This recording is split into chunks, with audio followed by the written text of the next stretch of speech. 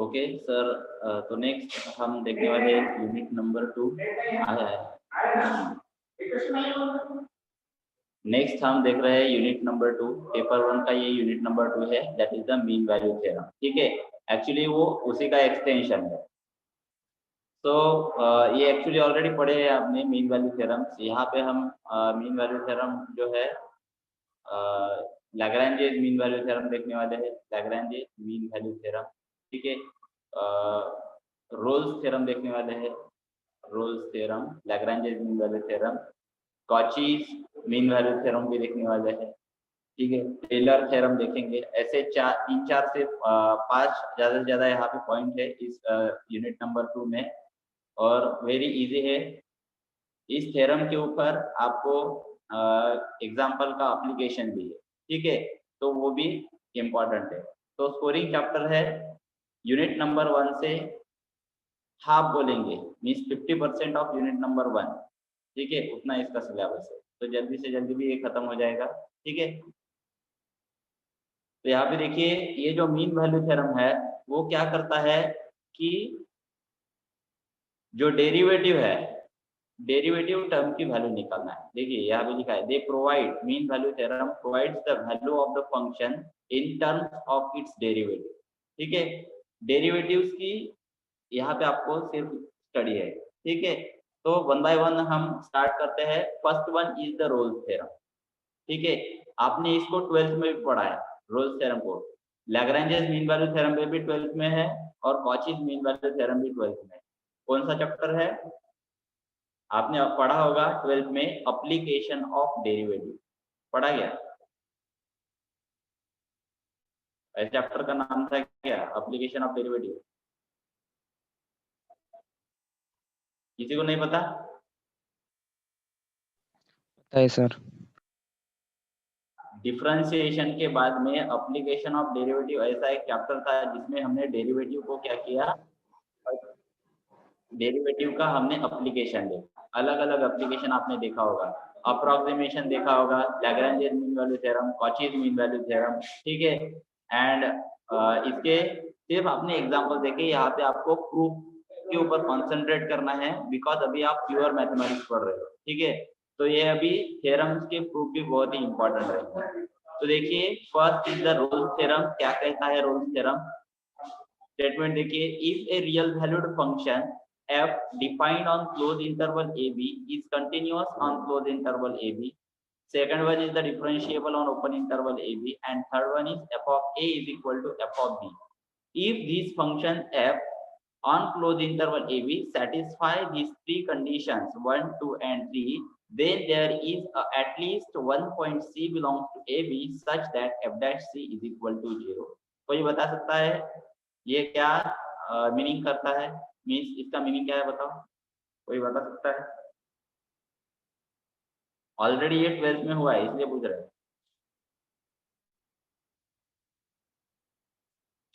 इसका मीनिंग क्या है? There is at least one point C belongs to A B such that F dash C is equal to 0। इसका meaning बता दो, what it denotes. F dash C is equal to 0 क्या denote कर रहा है? डेरिवेटिव क्या डिनोट करता है? डेरिवेटिव क्या डिनोट करता है? ये भी नहीं पता? It denotes slope. पढ़े कि नहीं? Equation of tangent, equation of normal find out किए कि नहीं? उसमें स्लोप फाइंड किए, slope of the tangent and slope of the normal. Using derivative we can find the slope of the tangent and slope of the normal, and by using the same we can find the equations also. ठीक है, तो ये आपने already 12th में पढ़ा है। क्या बोल रहा है? if a real valued function f defined on closed interval ab, and if this function f satisfy if this function is continuous and differentiable, third condition is f of a is equal to f of a। अगर ये तीनों condition satisfy होता है, then we say that there exists point c between ab such that f dash c is equal to 0। that means ये जो interval दिया है हमको a to b के बीच में, वहां पे हमको थर्ड पॉइंट ऐसा मिलेगा जहां पे उसकी डेरिवेटिव क्या होगी? 0 होगी। ठीक है, this is the Rolle's theorem. अभी इसका हम प्रूफ देखते हैं।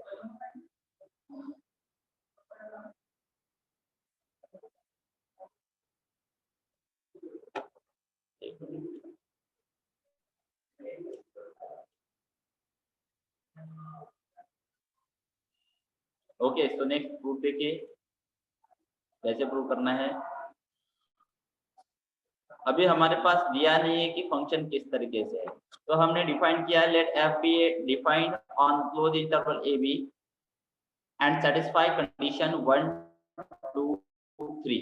फर्स्ट कंडीशन में क्या था, conditions are very important. First condition is it should be continuous on what, on close interval A B.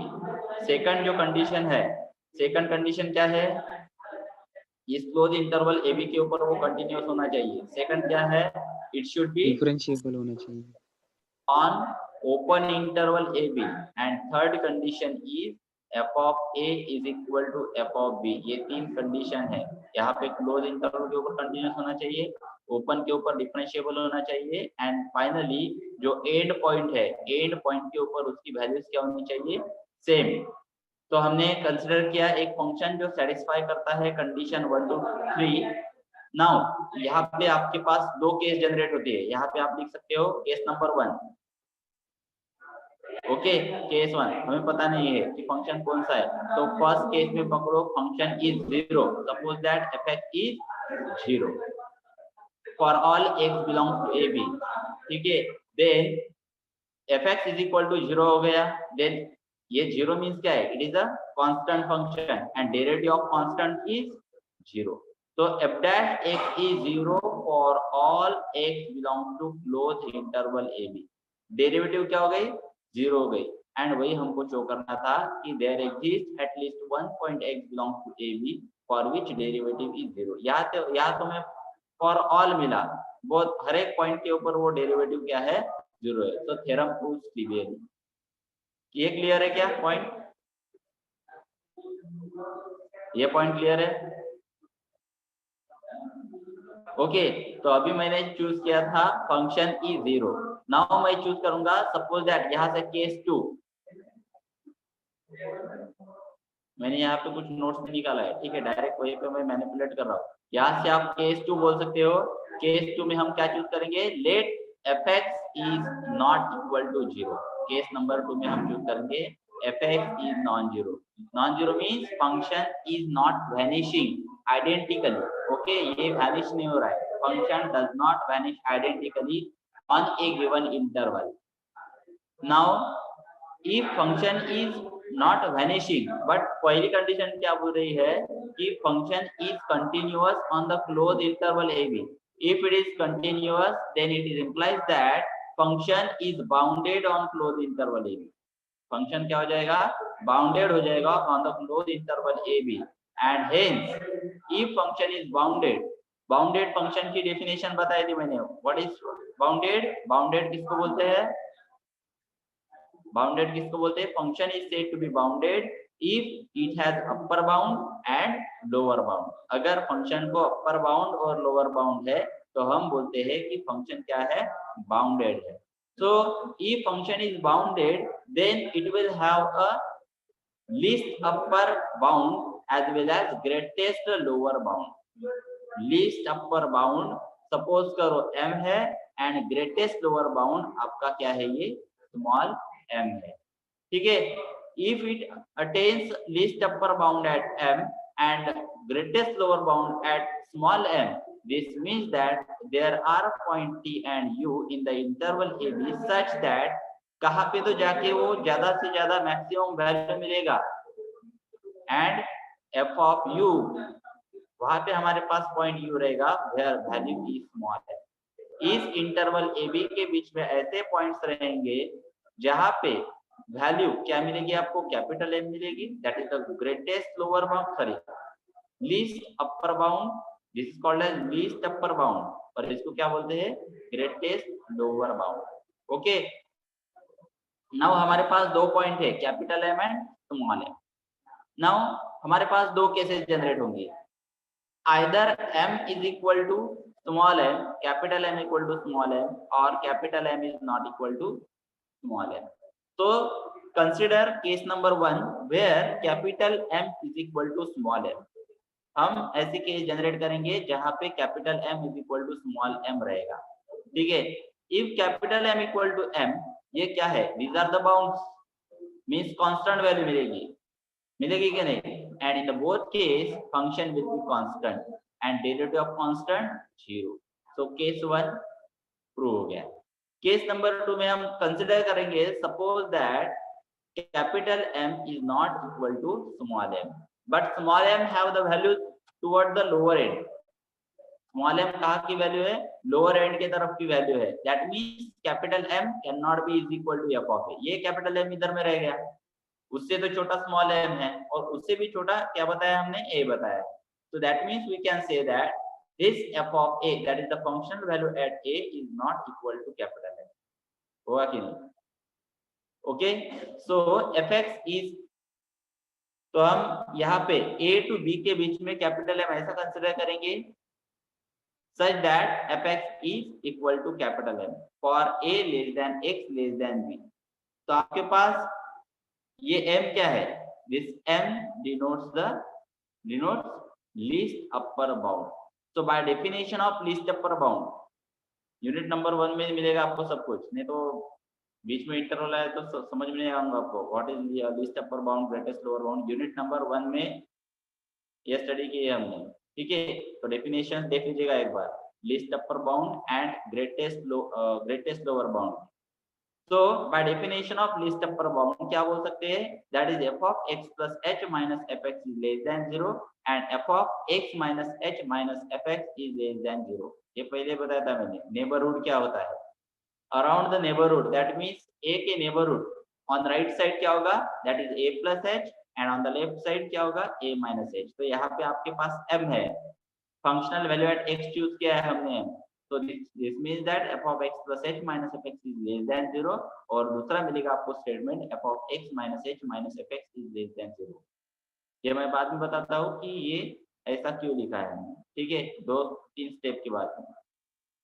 तो देखो इसको अगर मैंने h से डिवाइड किया तो ये क्या हो जाएगा? लेस देन 0 ही रहेगा. बट इस स्टेटमेंट को अगर मैंने माइनस h से डिनोट किया, सॉरी डिवाइड किया, इसको अगर मैंने माइनस h से डिवाइड किया तो ये जो लेस देन सिंबल है वो क्या हो जाएगा? Greater than 0. Why? Because after dividing और multiplying by negative sign, sign will be change. Okay, sign क्या होता है? चेंज होता है फंक्शन का. And therefore now take limit on both sides. So limit h tends to 0 for this statement as well as limit h tends to 0 for this statement. ये क्या बन रहा है बताओ? ये क्या है? This is the derivative, definition of derivative at point x. That is the right hand derivative. Okay, sorry. Right hand derivative is less than or equal to 0 और यहाँ पे क्या मिला आपको? Left hand derivative is greater than or equal to 0. एक तरफ आपको मिल रहा है right hand derivative less than और इक्वल टू 0 और दूसरी तरफ क्या मिल रहा है आपको? Left hand derivative is greater than और इक्वल टू 0. बट हमारा सेकंड पॉइंट क्या कहता है? यहाँ पे लिख के दिया आपको, function satisfy the second point that it is differentiable on open interval A b. Function क्या है? डिफरेंशिएबल है, तो it must be continuously differentiable. If it continuously differentiable then its derivative also continuous. Derivative भी क्या होगी? Continuous होगी. And therefore we can write f dash of x plus is also equal to f dash of x minus and it denotes f dash of x. So by combining equation 1 and 2 we get f dash x is 0 for all x belongs to a. ठीक है, हमको ऐसा एक point मिला between a and b where its derivative is 0. इस तरीके से हमने ये थ्योरम प्रूव किया. किसी को प्रॉब्लम है क्या? यहाँ तक के किसी को प्रॉब्लम है क्या? ओके है? ओके, तो नेक्स्ट देखिए, नोट करके लिख सकते हो आप.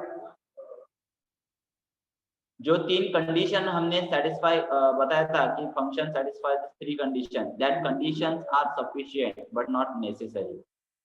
That conditions are sufficient but not necessary. That means by condition to at least one point तक के जा सकते हैं, means from if part to then part, but then to prove आप इसको प्रूव नहीं कर सकते. ये देखिए हमने इसको प्रूव किया है by using one example where we get one point where function is, sorry, derivative of the function is vanish but it do not satisfy all 3 conditions. देखो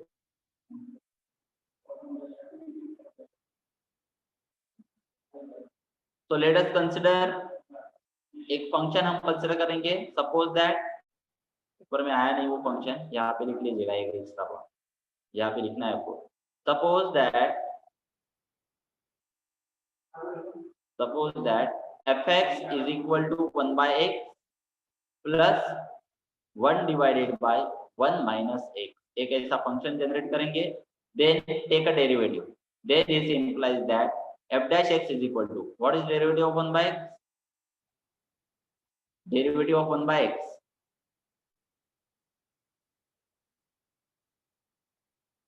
derivative of 1 by x, किसी को नहीं पता?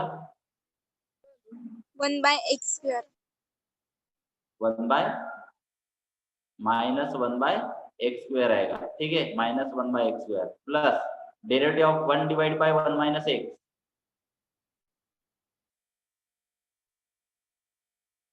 1 divide by 1 minus x same ही आएगा, because degree same, ठीक है, confuse नहीं होना है। ये और ये फंक्शन सेम ही है, सिर्फ डिवाइड में 1 माइनस x है, तो भी इसका क्या आएगा, minus 1 divide by 1 minus x whole square आएगा। But again derivative of 1 minus x क्या आएगा, derivative of 1 0 and derivative of minus x minus 1, तो माइनस माइनस ये प्लस हो जाएगा। तो in this way we get f dash x is equal to minus 1 by x square plus 1 divided by 1 minus। अभी हम यहाँ पे सिर्फ कैलकुलेट करेंगे f dash of 1 by 2। f dash of 1 by 2 calculate करो means just put here x is equal to 1 by 2। If we put x is equal to 1 by 2, तो यहाँ पे 1 by 2 का स्क्वायर क्या हो गया, 1 by 4। ओके, ये भी बताना पड़ेगा क्या, x equal to 1 by 2 put करो तो ये क्या होगा, 1 by 2 का स्क्वायर, 1 by 2 का स्क्वायर क्या हो गया, 1 by 4, ये ऊपर में गया क्या हो गया, ये -4।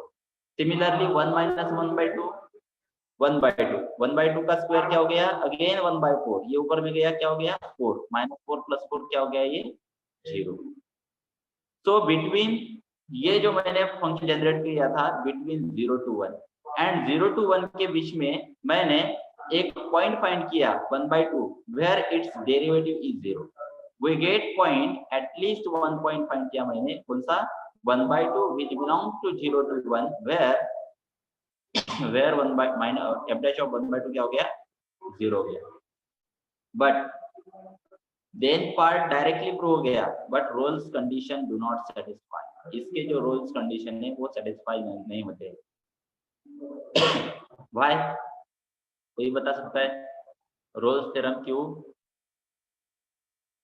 सेटिस्फाई नहीं किया इस फंक्शन में?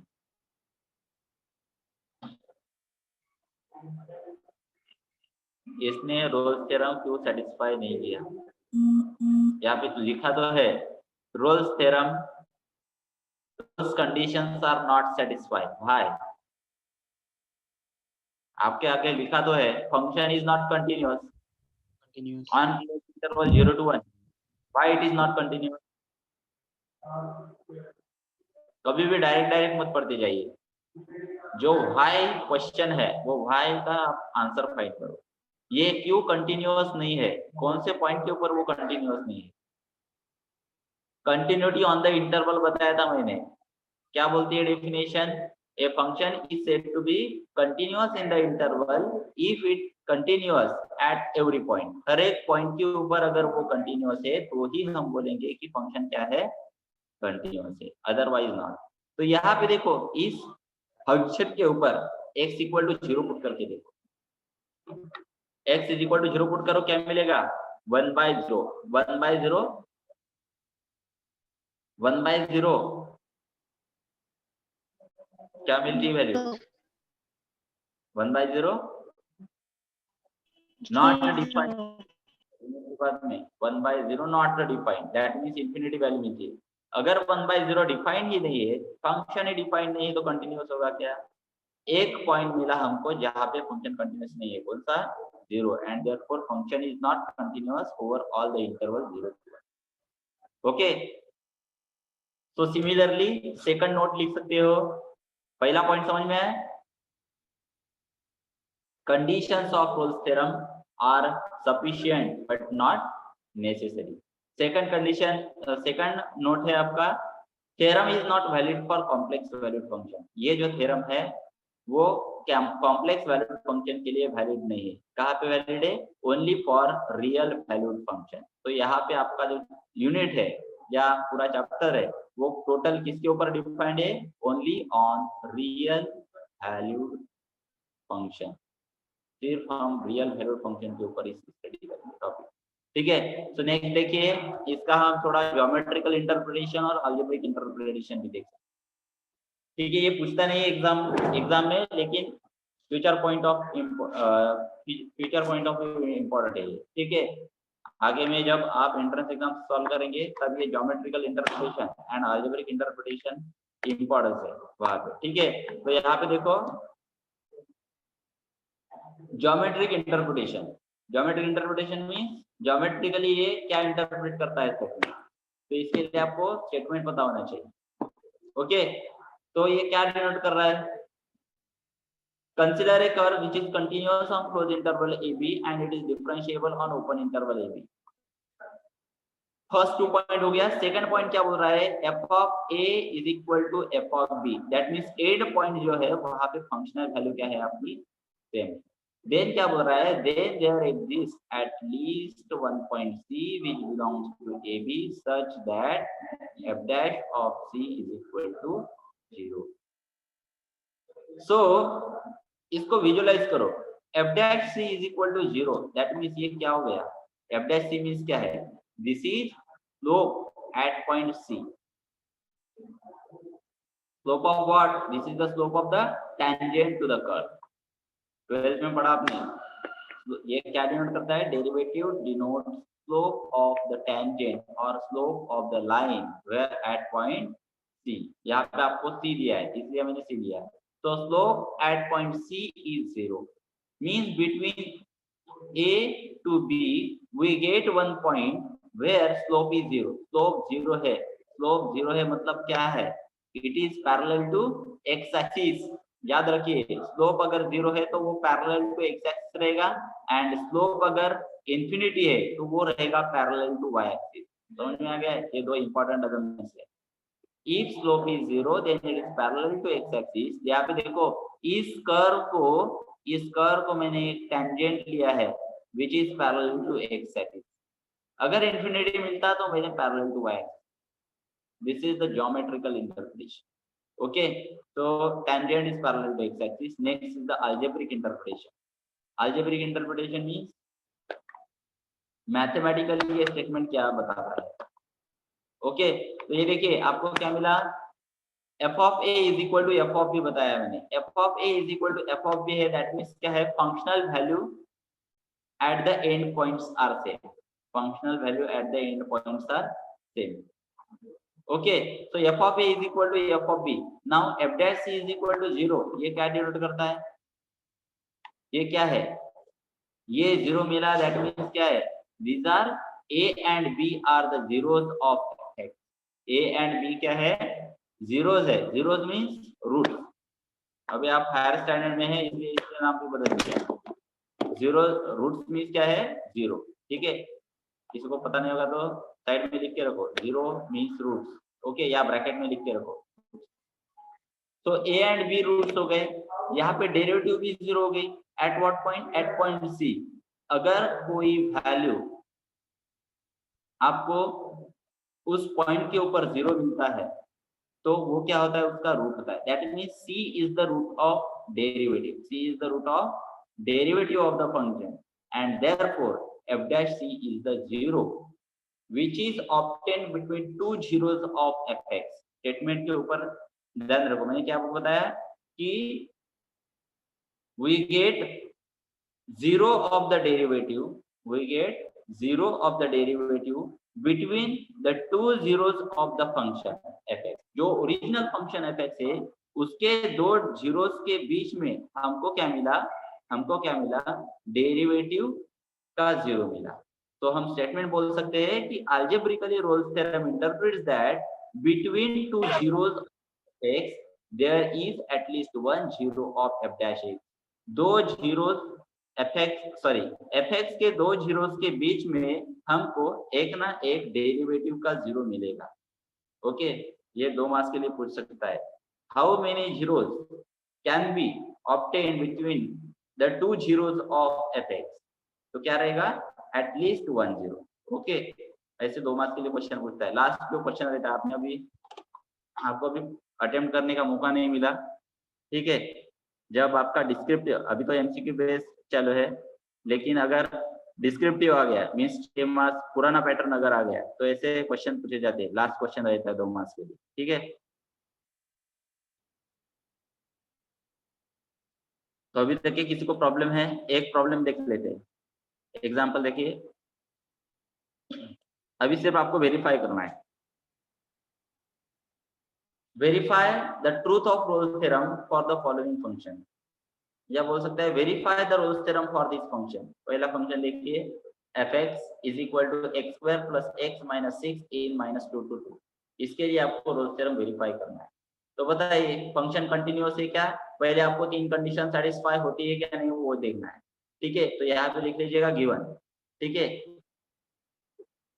Given that fx equal to x square plus x minus 6 in the interval minus 3 to 2। Okay, so 1 by 1 check करो, क्या है ये फंक्शन कंटिन्यूअस है क्या? फंक्शन कंटिन्यूअस है क्या?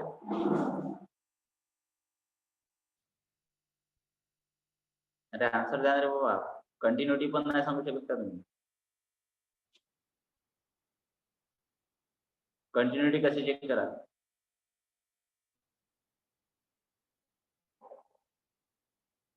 बरं मी सांगतो फंक्शन कंटिन्यूअस आहे। फंक्शन कंटिन्यूअस आहे तर मग का बरं कंटिन्यूअस आहे?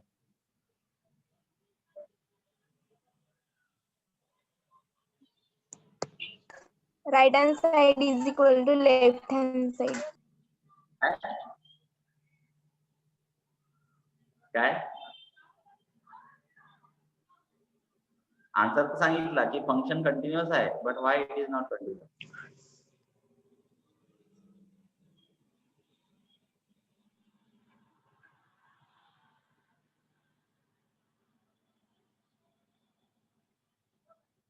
Left hand side is equal to right hand side.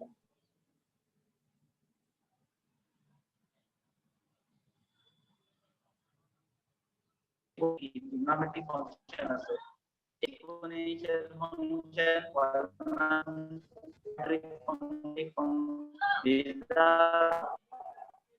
Always defined. लक्षात ठेवा, मी शेवट पॉइंटला म्हटला if it is well defined. जर तो फंक्शन त्या इंटरवल मध्ये डिफाइंड असेल तरच तो कंटिन्यूअस राहील, अदरवाइज नॉट। हा तर डायरेक्ट फंक्शन वेल डिफाइंड आहे, डायरेक्ट स्ट्रेट फॉरवर्ड आहे। जर 1 by x between 0 to 1 direct y at x equal to 0 is not defined. Defined नाही तर तो कंटिन्यूअस राहणार नाही। आता डायरेक्ट इक्वेशन आहे x minus 6 quadratic equation which is continuous. Okay, continuous आहे and every polynomial function is always differentiable also. म्हणजे पहिले 2 पॉइंट चेक करण्याची आवश्यकताच नाही पडत। बघा फंक्शन कंटिन्यूअस झाला। थर्ड पॉइंट मध्ये काय होणार, f of a is equal to f of b हे काय चेक म्हणतात, कळतंय?